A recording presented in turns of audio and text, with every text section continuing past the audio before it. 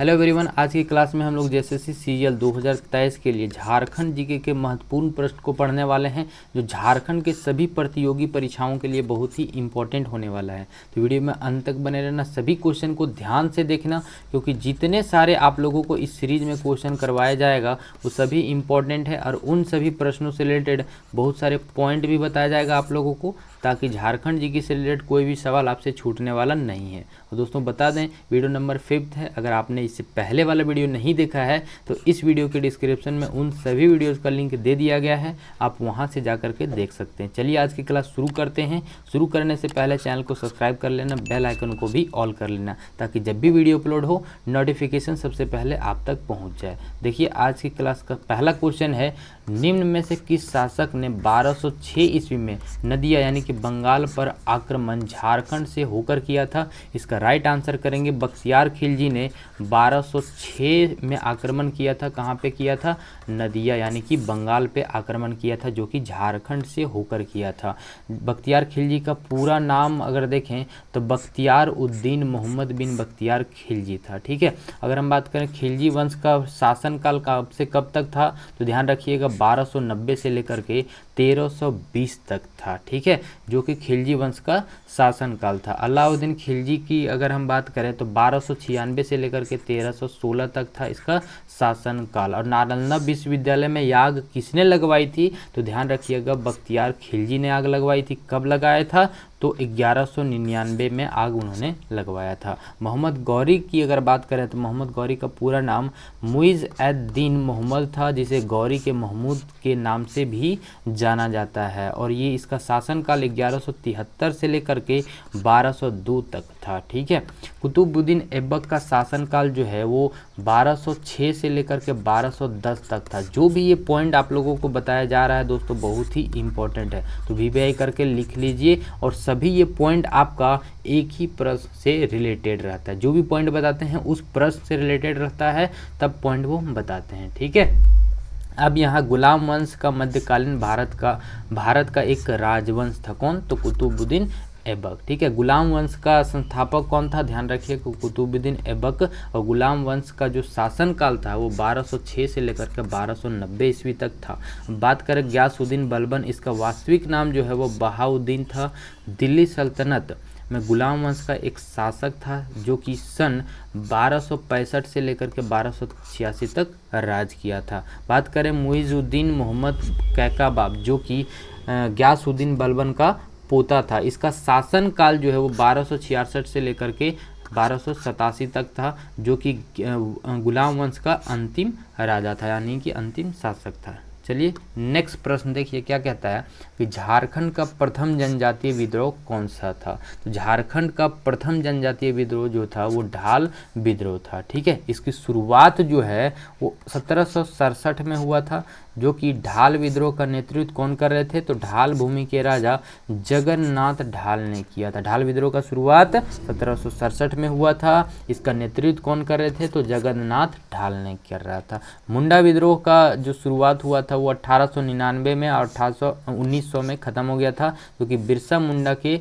नेतृत्व में ये विद्रोह हुआ था। संताल विद्रोह जो है वो 30 जून 1855 को दो संताल विद्रोह नेताओं ने, यानी कि सिद्धू मुर्मू और कानू मुर्मू के नेतृत्व में हुआ था, जो कि सिद्धू मुर्मू और कानू मुर्मू दोनों क्या थे? तो भाई थे। ये भी ध्यान रखिए। ठीक है, ध्यान रखिएगा सभी पॉइंट। और दोस्तों चैनल पर नए हो तो सब्सक्राइब कर लेना। ठीक है, चलिए आगे बढ़ते हैं। नेक्स्ट प्रश्न देखिए, छोटा नागपुर कैथोलिक सभा की स्थापना जो है वो कब हुआ था? तो कैथोलिक जो है वो सभा का स्थापना जो है वो 1934 में इसकी स्थापना की गई थी। ठीक है, नेक्स्ट प्रश्न देखिए, डोकलो। दोस्तों ये सारे पॉइंट याद रखिएगा, ये सारे क्वेश्चन जो हम आप लोगों को करवा रहे हैं बहुत ही इम्पोर्टेंट है, कोई भी हल्के में ना लें।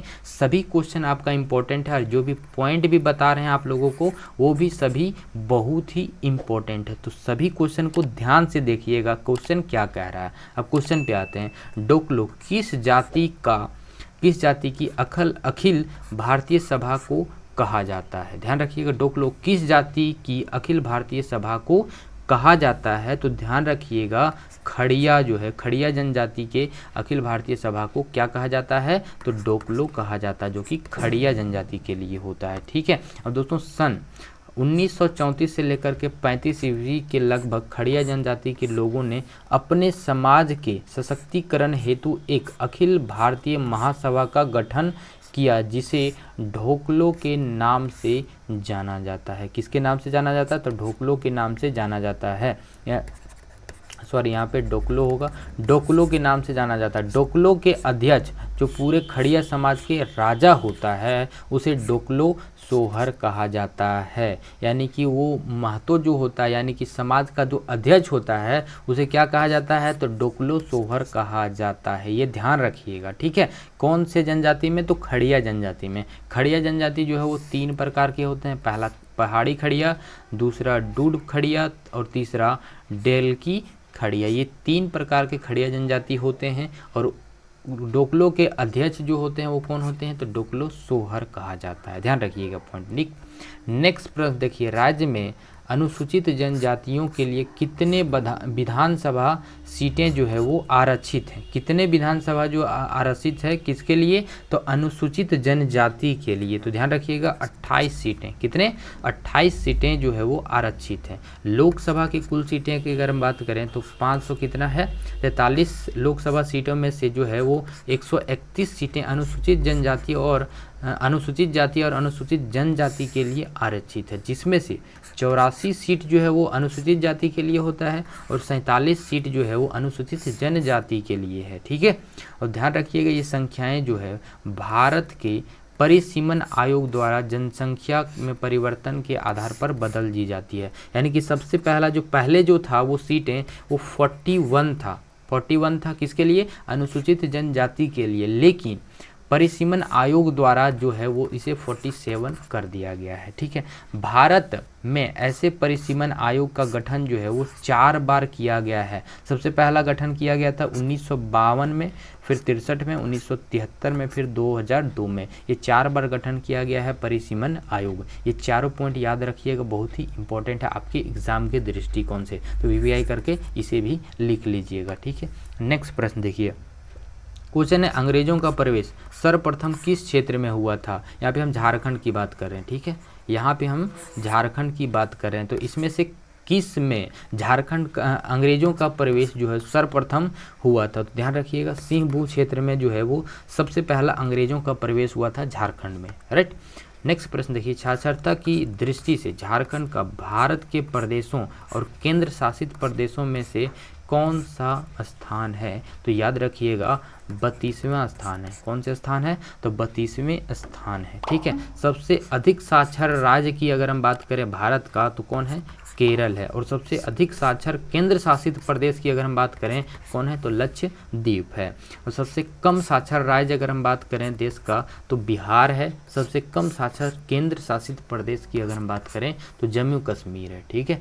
नेक्स्ट प्रश्न देखिए, क्वेश्चन है विद्यालय में बच्चों को लाने के लिए कौन सी योजना चलाई गई। यानी कि स्कूल में लाने के लिए कौन सी योजना चलाई गई, तो मिड डे मील का योजना जो है वो चलाई गई थी। ध्यान रखिएगा ये सभी क्वेश्चन बहुत ही वीवीआई पॉइंट करके रख लीजिए। ठीक है। और दोस्तों अगर अभी तक हमारे टेलीग्राम पे नहीं जुड़े हैं तो टेलीग्राम पे जुड़ लीजिए। ठीक है। वहाँ पे डेली आप लोगों को 10 बजे 10 PM में वहाँ आप लोगों का एक क्विज सेशन होता है, तो वहाँ पर ज़रूर जुड़िएगा। ठीक है। चैनल पर नहीं हो तो सब्सक्राइब कर लीजिएगा ज़रूर। नेक्स्ट जो है आपके लिए पॉइंट है, इसे जो है वो 15 अगस्त 1995 को केंद्र शासित प्रायोजित योजना के रूप में शुरू किया गया था। जो कि सबसे पहला राज्य था वो कौन सा था, तो तमिलनाडु था। इसे ध्यान रखिएगा ये किसके लिए है, तो मिड डे मील के लिए है। ध्यान रखिएगा मिड डे मील जो कब शुरू किया गया था, 15 अगस्त 1995। और शुरू सबसे पहला किस राज्य में हुआ था, ध्यान रखिएगा पहला सर्वप्रथम जो है वो तमिलनाडु पहला राज्य था। सर्व शिक्षा अभियान की अगर हम बात करें तो सर्व शिक्षा अभियान यानी कि BRC 2001 भारत सरकार का एक प्रमुख कार्यक्रम है, जिसकी शुरुआत जो है वो कब हुई थी, तो 2001 से लेकर के आपका शुरुआत हुआ था यहाँ पे 2002 तक में।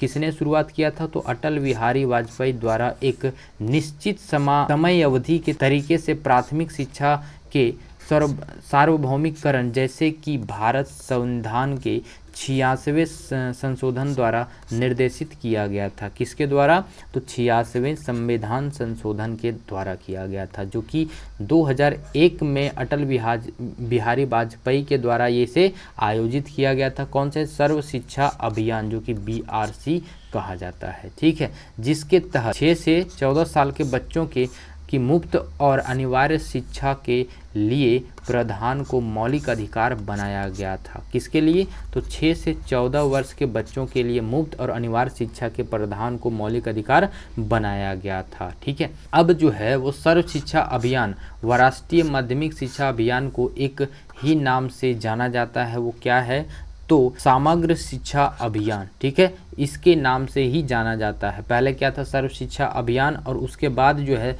सर्व शिक्षा अभियान व राष्ट्रीय माध्यमिक शिक्षा के अभियान को एक ही नाम दोनों को दिया गया, जो कि समग्र शिक्षा अभियान कहा जाता है। ठीक है, नेक्स्ट प्रश्न देखिए, बहुत ही इंपॉर्टेंट प्रश्न आप लोगों के लिए। क्वेश्चन है, राज्य का लौह अयस्क उत्पादक जिला।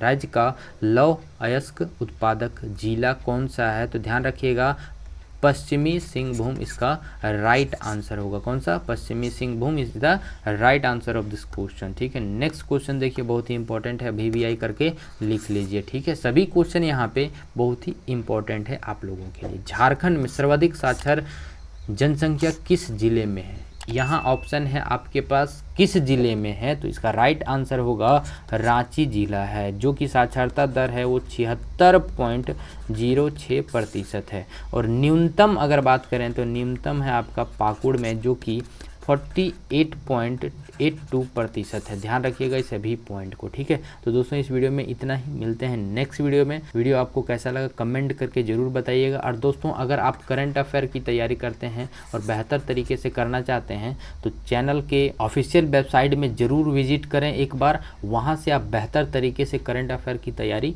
कर सकते हैं। मिलते हैं नेक्स्ट वीडियो में, तब तक के लिए जय हिंद।